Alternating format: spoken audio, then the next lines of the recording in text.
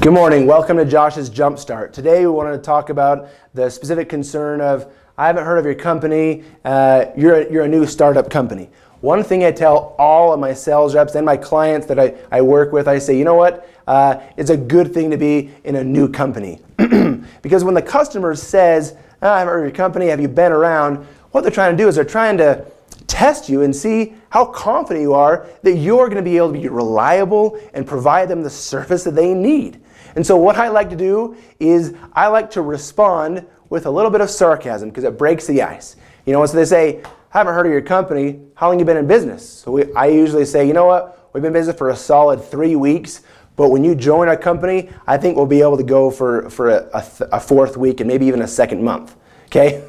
Because it totally throws them off. Why does it throw them off? Because they're not expecting you to say that. They're expecting you to be asking questions and for you to get all frazzled. So I just turn it on them. And when they ask a question, just respond with a little bit of fun sarcasm and then help them see, you know what, we're a strong company, and then what maybe your game plan is, your vision is, and allow them to almost be on the side of your table so they can see where your company is going, what it is you're doing, what is your plan for the next 6 months, a year, or 3 years, or 5 years, or 10 years. So now it's almost like they're part of your vision and they get to be a part of it. And you let them know, you know what, we're really excited to be able to be in this area. We're going to be exploding and we're really growing up and we want you to be a part of that. And so now they feel like they're almost supporting you.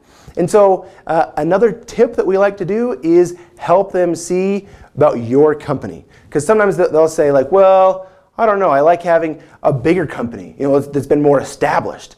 And what I like to do is, again, I like to reverse that and say, you know what, that totally makes sense, you know, because with a big company, they've been around longer. But here's the thing that I'll tell them. I say, you know what, do you know anybody who owns a small business, who's maybe self-employed? They say, yeah. I was like, okay, who is it? Like a neighbor, a friend, or a family member? I'm like, yeah, John. Okay, so John. So who does John work for? John works for XYZ company. Okay, so in your opinion, who is going to give better service? John and his small company that he works for, XYZ company, or his competitors, which are the national companies? Who can afford to give bad service and who can't afford to give bad service? The customer usually says, well, John can't afford to give bad service, and I'll usually say, why not? He'll like, John, I know John. John puts in a lot more hours than he needs to. He's always thinking of ways to make his product service, da-da-da-da-da. And so they're now explaining to me, they're now selling me, influencing me on why John's service is better than these national companies, these big corporate American companies. So then I'll say, you're exactly right. John can't afford to fail because John needs your business. So the same way that John is going to bend over backwards, he's going to do all these things to make sure he gives his customers the product and service that they need, that they deserve, that they want. We're going to be able to do the same thing because we are exactly like John. We're going to go bend over backwards and we're going to explain that. And then you go through and you explain that your company is exactly like John's company. And so now it's almost as if you've taken John and you've almost put John in your company. Do you see how that works? So now it's almost like, yeah, okay, so it's almost like by saying yes to you, it's almost saying yes to John. Does that make sense?